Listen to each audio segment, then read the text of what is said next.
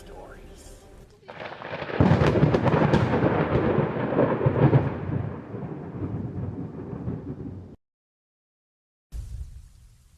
One night in November of 2017, when I was 22 years old, my mom and I went grocery shopping. While standing in the bakery section, my mom and I ran into my aunt, and the three of us stood there and chit-chatted for a while. I had been feeling generally uneasy around this time because I had recently been watching a lot of YouTube videos about true crime and creepy encounters. I was having trouble sleeping and had been getting scared when I was home alone and heard the tiniest noises. Due to this uneasiness or paranoia, I guess, I was very alert and on edge at the bakery at my grocery store. I stood there with my back to the bagels and kept an eye on everyone walking around past us as my mom and aunt shared stories. Nobody seemed suspicious until I caught the eye of a prematurely balding man. He looked like your average mid-30s brony neckbeard nice guy. I remember thinking to myself, God, he's kinda creepy looking, isn't he? As he walked through the produce section into the bakery, but then I started to feel bad. Chill out, you're being way too judgmental, I told myself, going so far as to even smile at him out of sheer guilt. He's probably staring at you because you're staring at him. He's just glancing on his way by. He's going to forget about you the second he takes his eyes off of you, right? Wrong. I completely forgot about this experience for a few blissfully ignorant months. Then in January, I received a messenger request from an old friend I'd like to touch with. My long-lost friend was the first of many to reach out, saying that there was a lot of buzz on Facebook about a local sex offender who had been taking pictures of young women with hair he deemed pretty, some in their 20s like me, some well below the age of 18, and posting them on a picture-sharing site. I don't know exactly how, but his online albums stocked with, and I am not exaggerating, thousands of these pictures had been found, and a bunch of screenshots were being plastered all over Facebook to raise awareness. My old friend saw a few pictures of me standing against the bagels, flanked by my mother and my aunt, my long hair hanging down, and my post-French braid waves. I felt sick to my stomach when I saw the screenshots. I told my family about what I just found out, and my brother immediately called the police to report it. As he was talking to an officer, I received more screenshots, this time of the creep's sex offender registry page. It was the man from the grocery store, the man I was initially unnerved by, the man I felt guilty about, the man I smiled at. When my brother got off the phone with the police, he told us that they had been flooded with reports all night. While sympathetic, the policeman my brother spoke to said there was nothing they could do, as the creep was legally within his rights to take those pictures of us out in public. The man was allegedly assaulted outside of a convenience store the night his pictures were discovered. Before he even realized it, he had been exposed, and he has since been arrested for possession of child pornography and an unrelated case. My brother had actually been aware of this guy long before, as he was apparently infamous on the net for being a sketchy white dude who was obsessed with Asian women, had a hair fetish, and oh yeah, was a convicted sex offender. So as they say, creepy photographer, let's not meet again.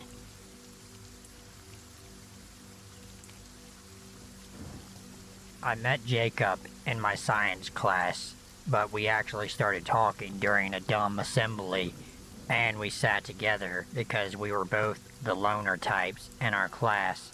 We had so much in common, and I grew to love him as a friend. We were really close. I was a very shy girl, never talked about what was going on with me mentally with anyone, but I could trust Jacob. I told him what my mother's boyfriend was doing to me. what Alex was like, and he helped me feel happy again. I told him how Alex was abusive and how I felt trapped with him. Jacob was always there when I got bruises and whatnot. Eventually, me and Alex had a fight, and I told him we were over because he only talked about sex. I felt like a weight was off of my shoulders for once. I told Jacob right away, and all he said was perfect. I thought it was a bit odd, but continued to hang out for the next few days. He suddenly asked me out, and I told him, Jacob, no, I just got out of a relationship that really fucked me up. I can't handle that right now. He seemed very upset, but understood, so I thought. I come into my science class early to see Jacob crying with the teacher for some reason. She was a great teacher, always helped people struggling. She looked at me and waved me over. Hey, I know you guys are besties. What's going on? I have no idea. Jacob says you don't want to be friends with him anymore. Did something happen?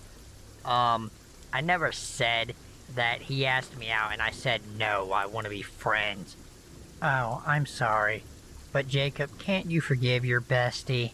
You guys have been so close. You don't want to throw that away, huh?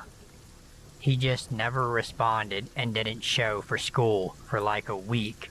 I was worried and just told him I was here for him and didn't mean to upset him.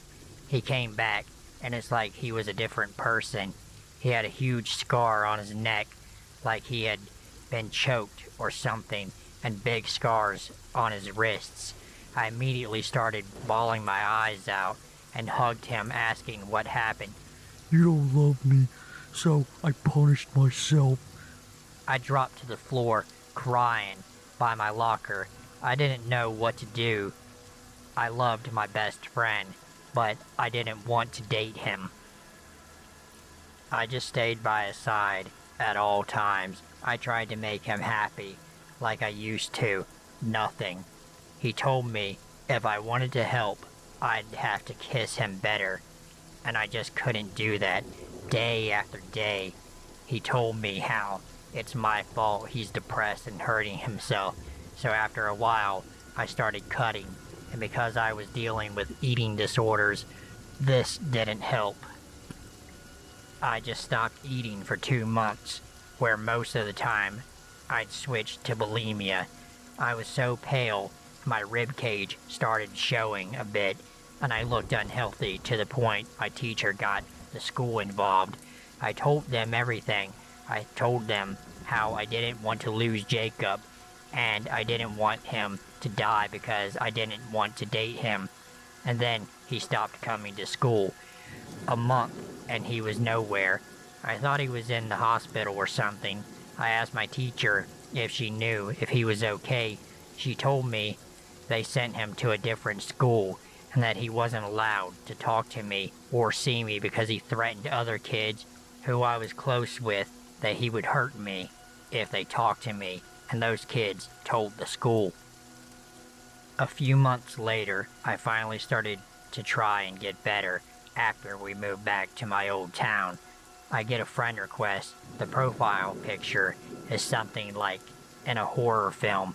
It's Jacob with bloody bandages on his face revealing only one eye, and under the name of Gregory Black. I did not accept it, but got some creepy messages about how I'm not smart and that I make him go crazy, and how his mother threw him into a psych ward or something and he finally got out. I have no idea if anything he said was true, but honestly, I got fed up with him. I didn't care about him being my old bestie. He was awful, he needed help, and he refused it. I blocked him, and I haven't heard from him since. So Jacob, let's not meet again. Now I'm healthy. I eat 3 meals a day, and I'm sober. I still have anxiety and depression, but I plan on getting help, and though I wish no harm on him, I really do hope he gets the help he needs. Know your worth and know when you need to leave. This leads into why I was so messed up with the Neckbeard story. Even with all of this bad shit that happened to me, I don't look for sympathy. I only hope that if you are struggling to get help or leave a situation before it messes you up. I definitely learned a lot through my experiences, and I am proud of who I am today.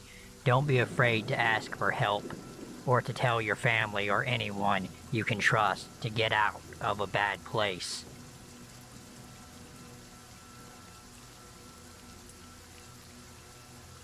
Last year I would pick up my sister from school since she didn't have a car and I wasn't going to college. She was 17, I was 19. Now my sister was your typical neckbeard bait. She's fairly attractive, long blonde hair, green eyes, and a great personality.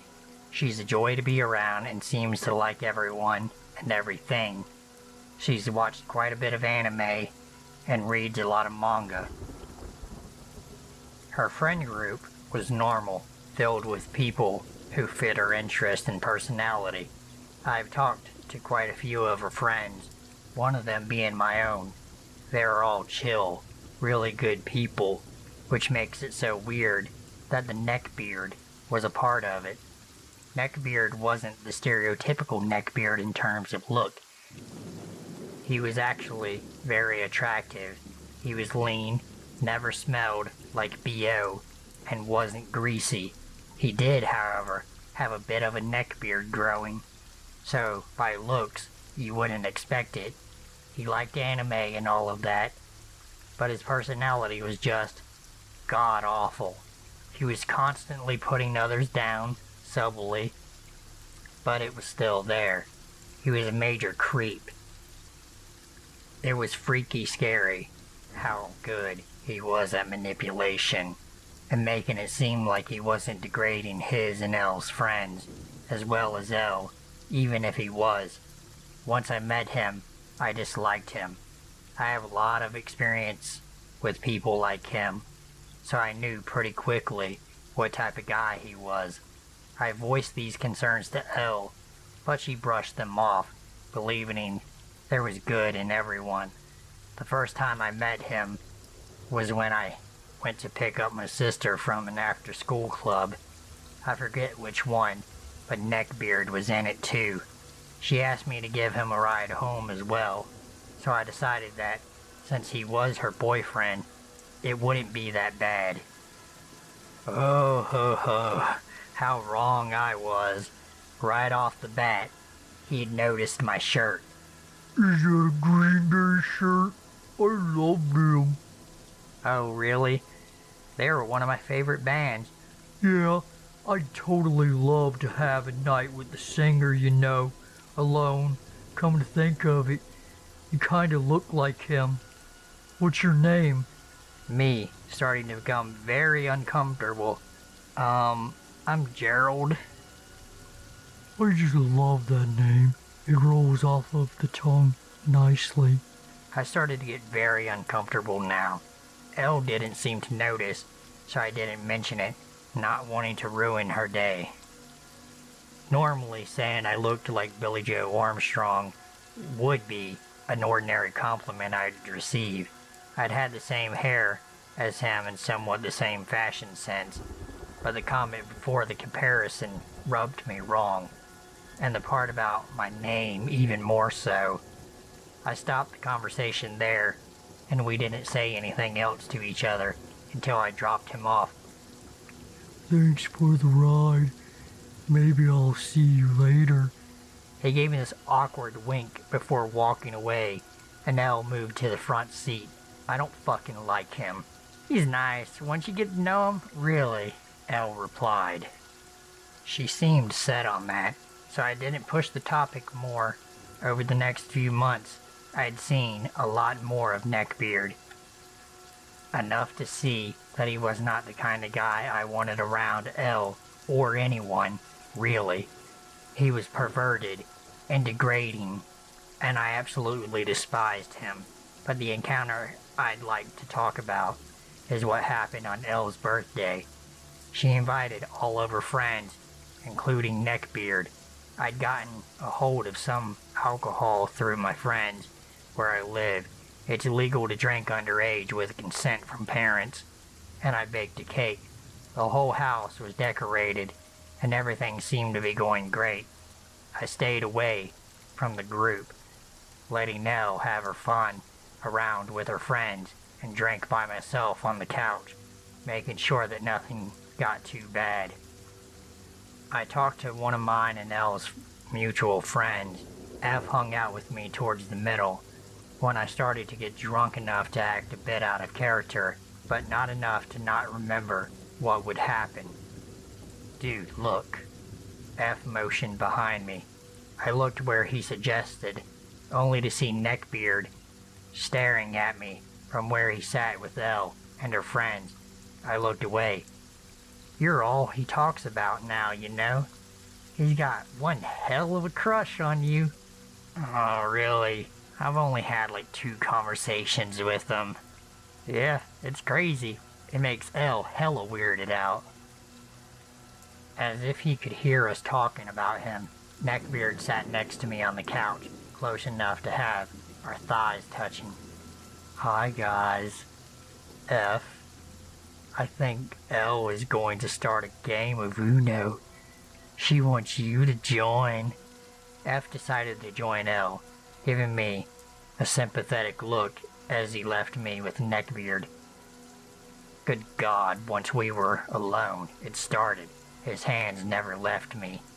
They were always on a part of me, whether it was my clothes or actual body parts. I never liked being touched much, so it creeped me out and put me on edge. At this point, though, I was too drunk to be able to do anything about it. Hey, Gerald, you seem to be close with F. Huh? Oh yeah, he's a good friend. His tone, from what I remember, was slightly off, as if he was angry at me. How have you been? You look good. It's been a while since I've seen your pretty face. I shifted away from him then. I remember not wanting to be anywhere near him as he said that. What made it worse was his hand was on my arm. I wanted to vomit. Thanks. Could you please not touch me? Why? Are you gay? That was a head spinner at the time. I wasn't out to a lot of people then. Only L, F, and some of my other friends. I asked how he knew that, and he said he saw L texting me about it once. I sighed. Aren't you dating L? Yeah, it's recent, and it's not like I'm not allowed to experiment. His hands moved to my thigh, and I attempted to shift away. But I drank a lot by that point, that I wasn't anywhere near strong enough to move his 6-foot body with my 5'6" one. He moved to press into me more and grabbed my chin, forcing me to kiss him as I tried to wiggle away. It didn't work. He shifted to move on top of me, his knees pushed against my crotch. Just let it happen. I promise it'll feel fine.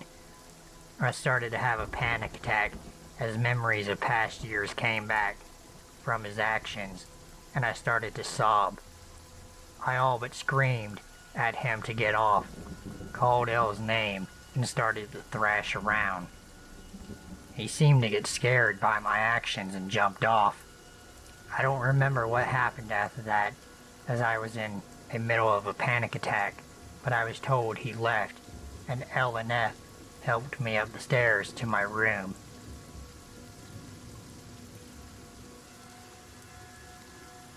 My friend Mike is generally a good person, but he is a neckbeard, a gay neckbeard. Yes, the stereotype of the fedacious, fashion-obsessed gay man is, in fact, just a stereotype. There is absolutely nothing wrong with being gay, but neckbeards are still neckbeards. What frustrates me about Mike is that he is almost 40 years old, but is only attracted to young men. He weighs over 350 pounds, is lazy, smells, has graying hair, has bad teeth, bad skin, and lives paycheck to paycheck. He complains about being lonely and depressed, but seemingly has no interest in dating within his own age and tier. He has brief hookups on Grindr, then laments that none of them want to start a long-term relationship. In his 20s, Mike also had a history of having sex with straight men and relationships with women. This happened quite a lot, so it's funny to me to think how many straight butch men in the world have had gay sex secretly, but have never told anyone. Then Mike would be upset later that the guy wouldn't leave his girlfriend for him. A few years back, when Mike was in his 30s, he had a neighbor named Harry. Harry was just 1 year underage, but Mike befriended him and says that it was Harry who made the first move and expressed interest in having a relationship. Mike at least waited until Harry's birthday to begin sexual activity. Harry's dad didn't like Mike being around his son. Mike thinks it's because the dad's an asshole, or maybe it's because he thought it was strange that this creepy 30-year-old enjoyed being around his younger son and was obviously attracted to him. Oh wait, no, it's because dad is homophobic and Harry, wanting to be with Mike, got Harry kicked out of his house, putting the young man in a very precarious position. They eventually broke up after Harry made a false claim of rape against Mike to the police, or at least I think it was false. Since Mike is my friend, I've chosen to believe him when he says that he didn't do anything. The claim did not go anywhere, and Mike says Harry apologized for lying a couple of years later. I can't think of any motivation that Harry would have to make a false rape claim unless his father put him up to it, or Harry decided he wasn't gay anymore, or wasn't sure he was. I don't know what happened to Harry, or if he's still gay. I tried to explain to Mike that regardless of what happened, what he did was maybe kind of sorta grooming. Mike obviously doesn't see it that way, and thinks he was helping Harry by being there for him to talk about Harry's gay feelings, since Harry lived in a homophobic household. Because Mike's my friend, I'll give him the benefit of the doubt. Ever since then, Mike says that he has always been sure to check if a guy is of his age before starting anything with them. But it creeps me out that that even has to be a question. One of the guys he hooks up with on Grindr lives with his mom, and when he goes over there for sex, they have to do it quietly. Like, what kind of grown adult has to do that? Mike and I still are great friends, but his personal life choices continue to annoy me as he continues pinning for young men way out of his league, and then whines about being alone. I'm not gay at all, so I don't know what it's like in the community. Is Mike's situation normal? My instincts say that it's not. I mean, this would be creepy if we were talking about a heterosexual neckbeard, right?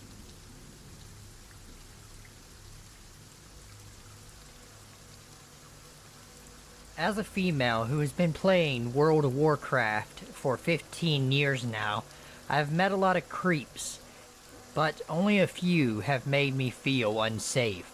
To start off, I've always had a laptop since I was in high school, a luxury back then. I worked hard to earn enough money to buy one. My mom almost took my money I earned for drugs, but luckily money I made in tips were in cash, so it was easier to hide it from her. At first my mom was mad I bought myself a laptop, but she soon forgot like everything. My dad could care less, and my older brother already had his own, so I started playing World of Warcraft with him at 14, and back then, girls were unheard of.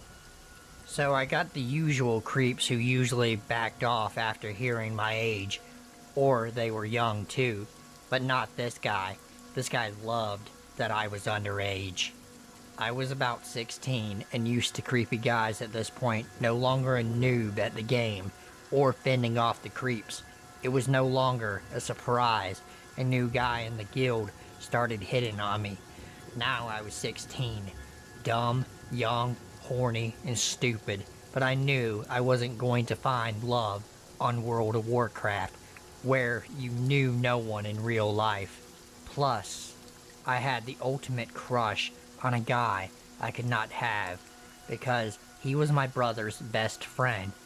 But in my mind, back then, I only wanted him, so it was easy to turn guys down, despite being desperate as hell for one guy. But all of that changed after my brother's friend went off to college. I had a part-time job with my brother's friend, but girls at work surrounded him and I became demoralized. I'd never find love. Cue 19-year-old guy on World of Warcraft who made me feel wanted. I had a camera phone, so I could send and post pictures at that age. And back then, I mostly used Facebook, MySpace, and PhotoBucket.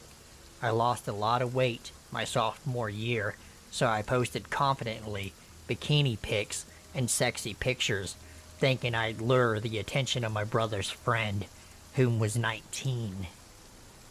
So when this guy, who was also 19, liked me, it didn't faze me.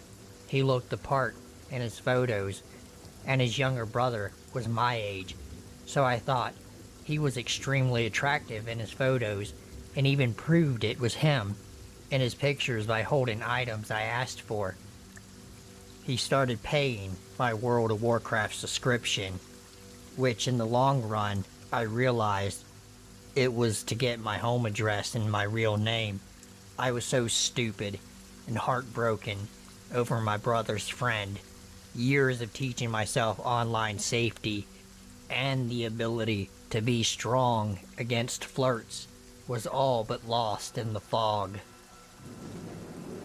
We'd talk for hours on Ventrilo, and he'd make me feel pretty. I was completely blinded by this point. He sent me gifts, and I didn't even question how he had my address. Then he offered to drive and pick me up. As only then I suddenly get cold feet.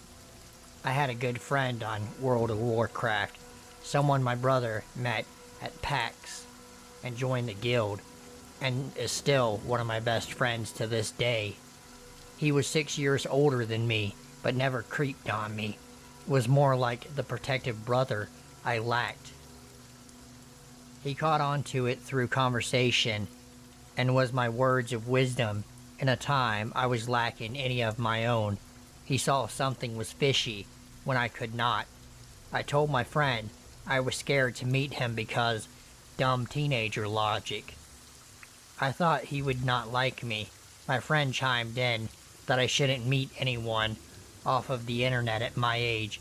I told him about the gifts, and I swear I have never been scolded like this in my life, not even by my own parents. But he always cared like that.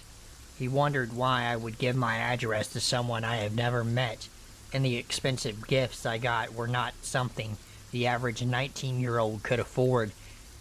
None of this ever clicked for me, of course, because I was lonely and trying to prove, I don't know, to myself, my crush, or something, I could get a boyfriend. Like that, I told the guy it wasn't wise to meet in person, and my parents said I wasn't allowed to. That's when it went dark. At first it was pestering over and over, guilting me over gifts he gave me, and encouraging me to defy my parents. While he kept bothering me, it never once occurred to me he'd lose his shit. While my friend was worried shitless about the guy having my address, going as far as to drive the 11 hours to my house and explain the situation to my dad, as I refused to tell him out of fear of getting in trouble at the time, all while taking his spring break in my state instead of his own with his friends. There's a reason he's still one of my best friends. He has a little sister of his own as well, and she's my age, so his protective nature is natural. Eventually, he made me block the guy, and that was that. This guy was pissed off. He'd go on different accounts to accuse me of gold digging and using him. Luckily, my friend was smart enough and had the foresight to change my World of Warcraft password, and even paid for my account for me taking this guy off it entirely, as one of this guy's threats was to delete my account. But it did not end there. It got worse, as he'd constantly find ways to message me and tell me how horrible I was. Until about a month had passed. I was walking home from school, about 2-mile walk in wealthy suburbs of New England, which I had done for years. Many kids did it as well. It was a very safe town with no crime in it or surrounding towns. Without second thought, I took off with my backpack, put my headphones in, and started my 20-minute walk home. It was cold, so I had my earmuffs over my headphones, only drowning out sound more too. I swear, if I could talk to myself as a kid, I'd probably just slap myself for stupidity, because World of Warcraft guy knew I walked home every day. As I talked about it, he knew my address, and I never thought twice. I was on the back roads walking home, and honestly, easy to map from my school to home, as it was pretty straightforward with only one turn. At halfway home, in between songs, I heard a vague crunching sound of tires rolling over gravel on the road slowly. I turned around to see a tinted black car that you couldn't see much of the person in front. I jogged out of the driveway I was standing in front of, assuming it was waiting to turn in, but it didn't turn in. The roads were dead, and it didn't make sense for him not to go around. I swear, the saying that you go cold when you are terrified is absolutely true. It could have been a summer's day at 95 degrees, and my bones would have been cold. My heart just sank, and my breathing was uncontrollable.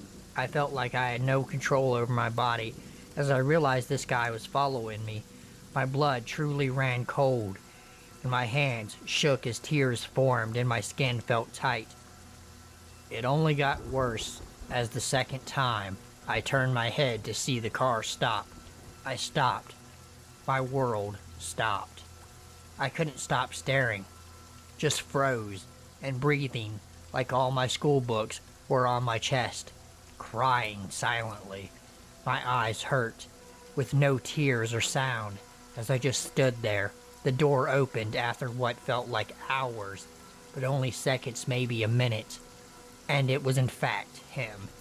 It was the attractive guy from the photos, not a catfish, but something seemed different. At first I thought it was his angry expression, but soon realized he was definitely not 19, more like 30 plus. I could barely think over the loud sound of my heart racing as I stood frozen in place. I thought I was about to puke as I just stood there, and he spoke to me. He told me to get in his car or he'd light my house on fire and kill my dog. I honestly could not move. I could not reach my phone, and like some magic, we both failed to notice the little old lady on her porch watching this play out. Suddenly, I hear her yell, "Get away from that little girl right there before I kill you, you son of a bitch." We both turned to meet her eyes. Pissed off, small lady about 60 or 70 with white hair. I think she noticed me frozen in fear. As she told me to get over to her quickly, like that, I ran over to her, tossing off my heavy brick of a backpack.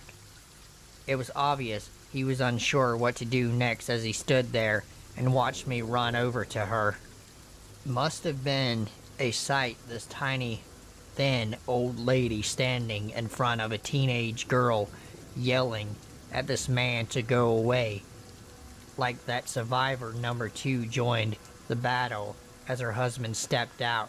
Guy who looked like he had been through a war or two, with a shotgun, of all things, and booming voice, gun pointed, saying, "I have shot and killed men for less reason. You better fucking leave now." He got back into his car and drove off as I simply collapsed.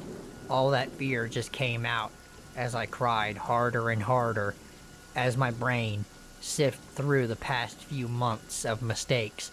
After calming me down enough to speak in non-hyperventilating words, she asked me if I knew him. I told her kind of, but only online, from a video game, not real life. Of course, explaining it wasn't easy. She got on the phone with the school counselor, her daughter apparently, and told her my name. I was well known to her daughter, ironically, but it was only 250 or less kids in the school, and the town itself was small. Many staff at our school had family in town. Kids at school there were related to each other by their own children or their siblings' children. It was the kind of town you didn't leave. By a certain age, you were stuck there. So honestly, it seems ironic, but entirely not a huge surprise. The counselor was well aware of my family and my mom's drug addiction, as child services had been involved a few times. She came by in 10 minutes to pick me up and ask me a ton of questions, of course, knowing I did not want to involve the police, as I was scared of being taken away from my parents again. We weren't rich, but we were more well off than many. Though my mom worked, my dad kept my mom on a tight budget to keep her from buying prescriptions from Canada she wasn't prescribed. She knew all of this and knew, though rough, I was better off than foster care, which was a gamble with losing odds at best. Plus 2 more years and I'd be off to college anyway, so we didn't involve the cops. But she made me promise to take the bus every day and to inform my dad of the situation. She also called my dad at work to inform him and had a teacher make sure I got on the bus every day until I graduated even. Really sucked, but I understand. If it ended there, it would have been nice, but there's still a bit more, and I'm sorry for the length and the grammar. It's a late night, and I'm recalling from memory and typing on my phone. 2 days after this, my dad had to fly out for business.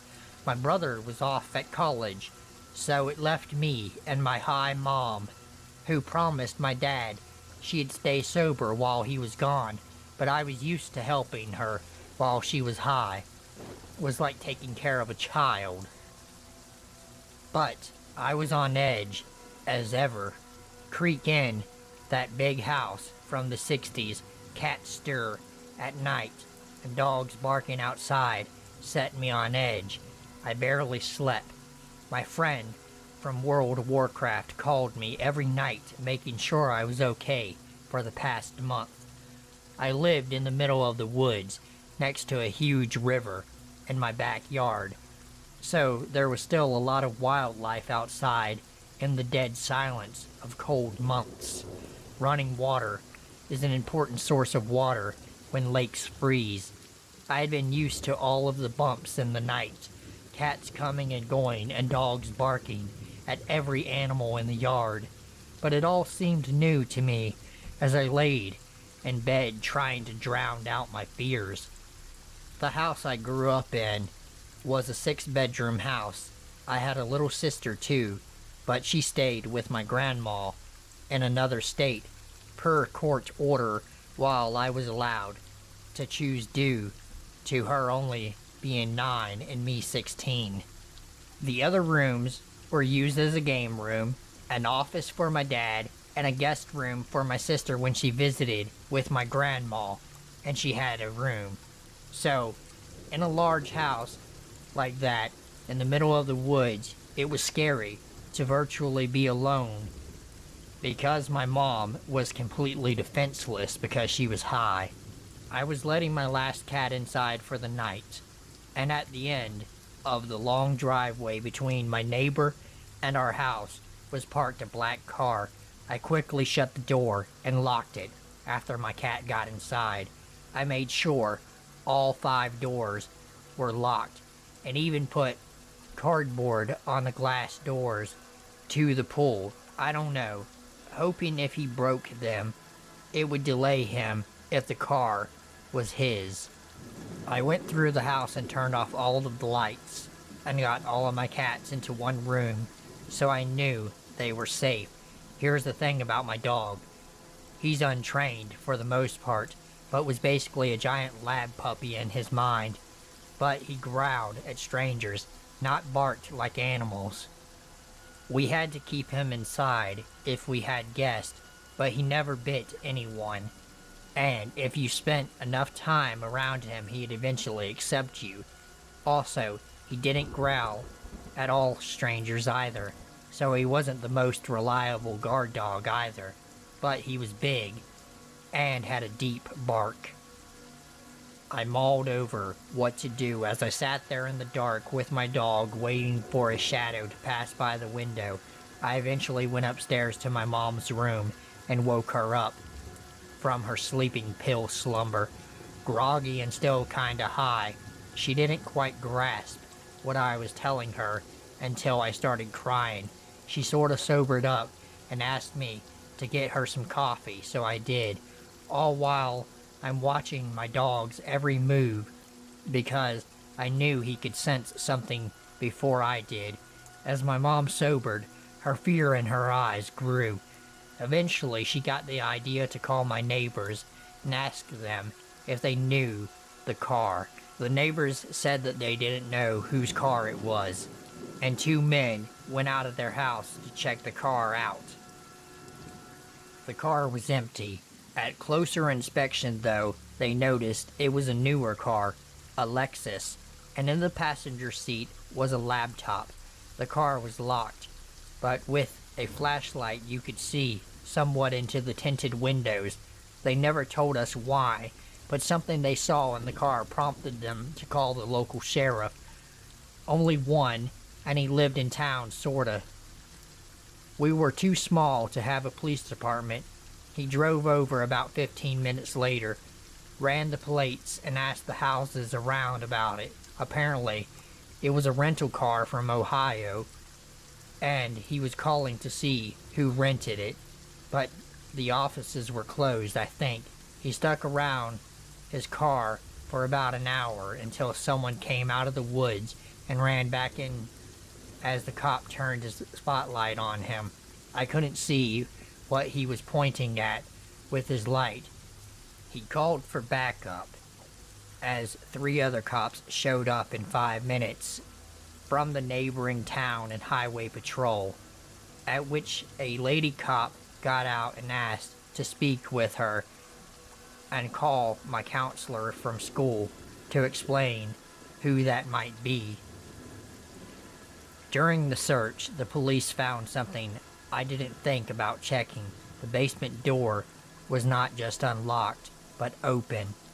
It's never unlocked, so I didn't even think to check it, as our backyard floods in the spring due to beaver dams, and it's got extra seals and stuff to prevent the basement from flooding again, but that stuff sealing it, which was mostly sandbags and stuff, were set aside.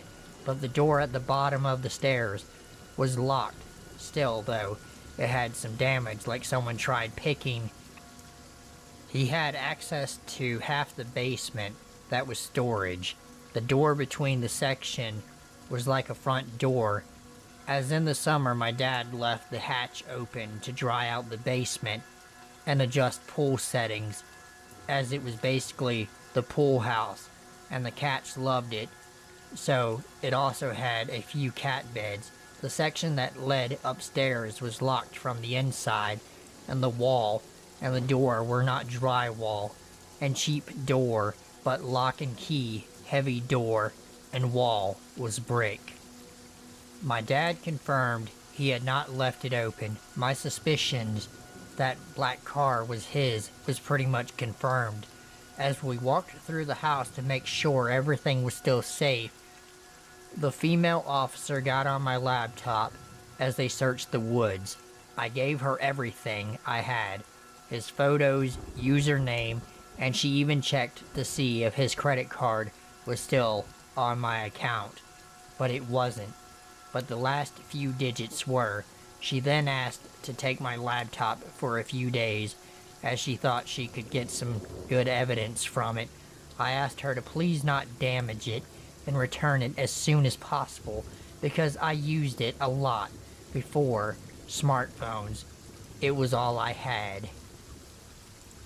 After a few hours and onlooking neighbors had gone to bed, the cops came back empty-handed, but left a cop outside our house and towed the guy's car away.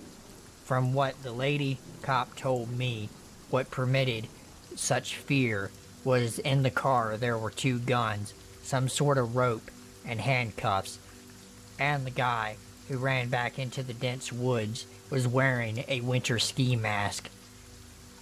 So eventually, I tried to lay down and go to sleep, and I'm pretty sure I was going to call out sick tomorrow, and kept all my cats inside for the day. I was too restless to sleep. Every sound made me so scared. My mom slept with the dog in her room, and my cats slept in my room most nights by choice, as my room was usually the warmest. At around 3:30 a.m., I heard a knock on the back door, and a guy say, "Undercover police officer, open up." I was still awake as I walked downstairs to make out a guy standing in the dark with a gun. As he saw me, he demanded I let him in now, as he needed to speak with me. Something felt off. The guy's voice seemed forced, like someone purposely making their voice deeper. And why was he at the back door? So I turned on a light outside, and sure enough, it was him. I just screamed. As quickly as I screamed, he started hitting the door hard. Wasn't a very loud horror movie scream, but more like a gasp scream. I don't think the fear in my body had a loud scream to let out, but the banging was pretty loud. As I ran to the front to see if the officer was still outside, he was, but he wasn't getting out of his car. I didn't want to run outside, as I'm not a fast runner, so I turned the porch light on, and a couple of times, but still nothing. After a minute, my dog came bolting down the door, barking and growling and foaming at the mouth. Soon followed my mom, who yelled she had a gun. She didn't, but bluff is bluff. Somehow, during all this, the cop outside had snuck around back and had his gun pointed at him, yelling to put his gun down. I wasn't needed in court for the trial, and my statement was enough. Come to find out, he wasn't even American. The car was rented under his friend's name, and after all was done, he was deported back to Canada. I assumed something with his passport would prevent him from coming back to the United States, as the cop reassured me he couldn't come back to the United States now. I don't know exactly what he was charged with, but I think my dad said aggravated assault with a deadly weapon, attempted kidnapping, and something else. And it also Turned out he was 32 years old, not 19, so I assume me, being a minor, carried a charge.